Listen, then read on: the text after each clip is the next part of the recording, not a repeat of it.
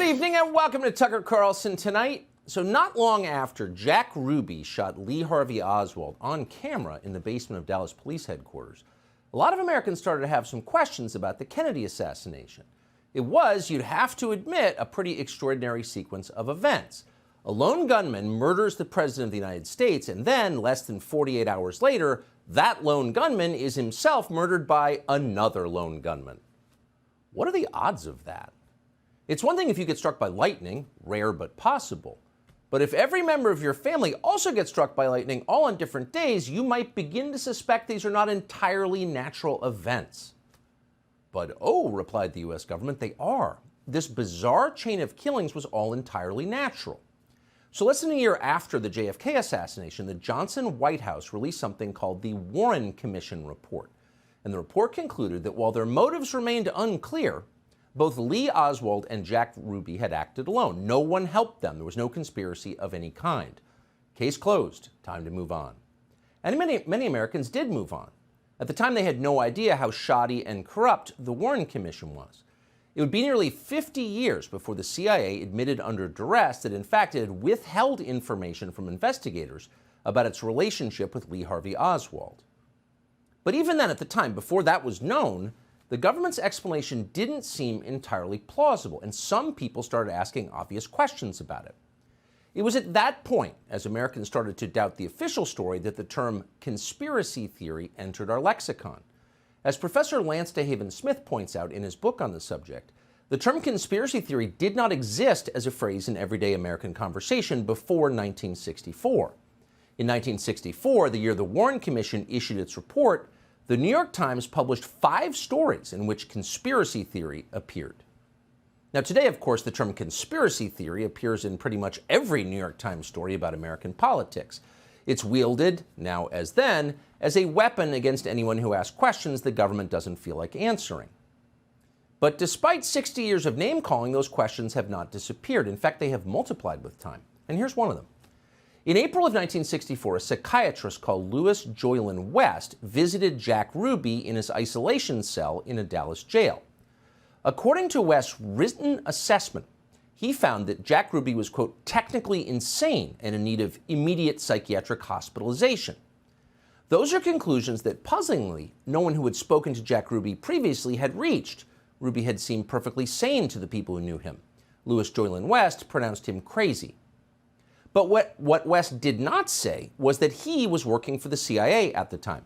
Louis Joylan West was a contract psychiatrist for the spy agency. He was also an expert on mind control and a prominent player in the now infamous MK-Ultra program, in which the CIA gave powerful psychiatric drugs to Americans without their knowledge. So of all the psychiatrists in the world, what in the world was this guy doing in Jack Ruby's prison cell? The media did not seem interested in finding out. In fact, the New York Times, in an extensive 1999 obituary of West, never mentioned the fact that he had worked for the CIA, much less his time in Jack Ruby's cell, which seems relevant. So you can see why non-crazy people would wonder about what really happened, and of course many have wondered. In 1976, long forgotten, the House of Representatives impaneled a special committee to reinvestigate the JFK assassination. Their bipartisan conclusion? Jack Kennedy was almost certainly murdered as the result of a conspiracy. But the question is, a conspiracy by whom?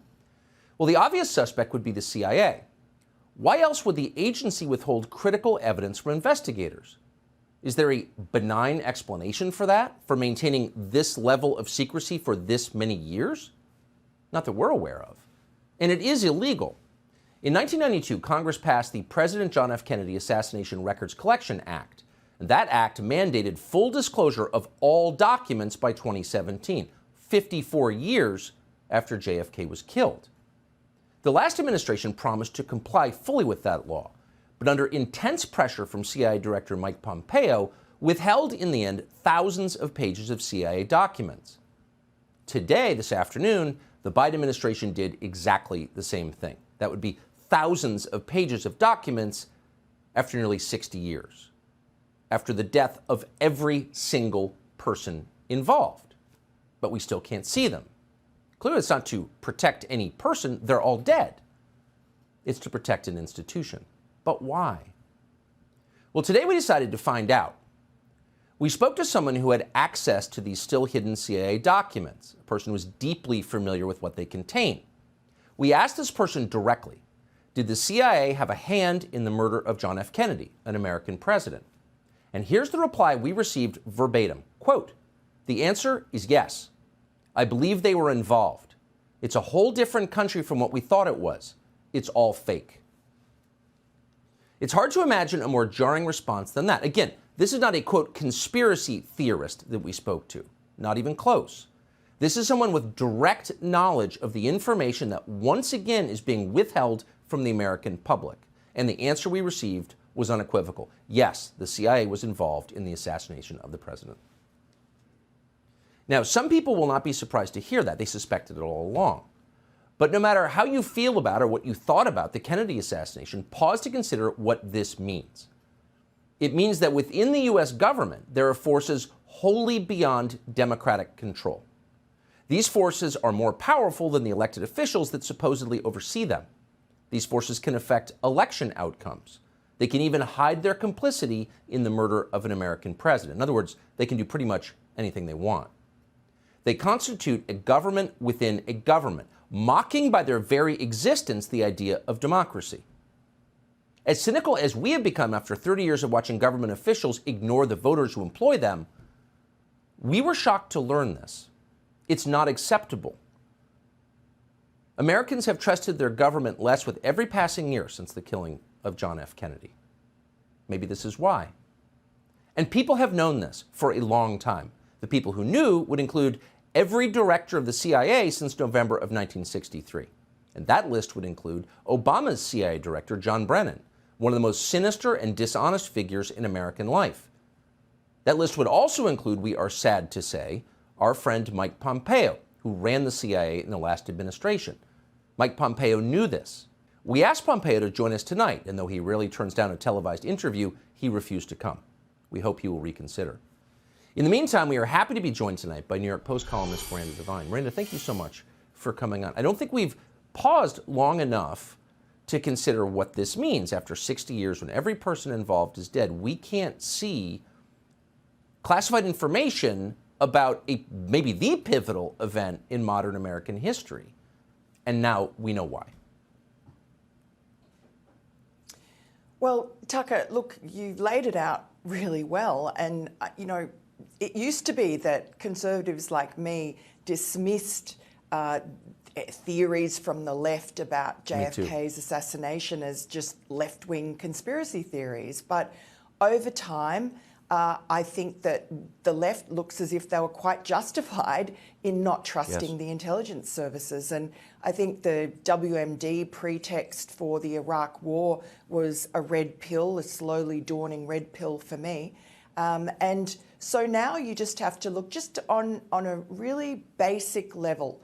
You just look at the fact that 30 years ago, Congress, in a unanimous, bipartisan, unequivocal, unambiguous decision, said that all the JFK files have to be made public. Absolutely no reason to keep them back. As you say, it's almost 60 years ago. Everybody involved is dead. You're not worried about sullying reputations or unmasking a spy overseas. No, there can only be two reasons for it. One is that you're trying to protect the CIA against allegations or revelations that it knew more than it made out about Lee Harvey Oswald. It had a huge file on him. They were investigating him or in contact with him before the assassination, and they didn't do enough to save JFK or protect the president. But you know, is that enough to really keep this secret going for 60 years? I mean, the terrible dawning recognition is that really this is about, as you said, protecting the institution. If the CIA was involved in that assassination, that is the reason that you would want to keep that from the American people, because the fury that would erupt, and this is a bipartisan fury, it'd be the one thing that would unite Americans, is an absolute rage at this unaccountable spy agency that has decided that it is going to get involved in murdering, assassinating the duly elected American president. For what reason? You know, there would be such a clean out of the CIA. I don't know if it would even survive. And so the trust in our institutions is already at rock bottom.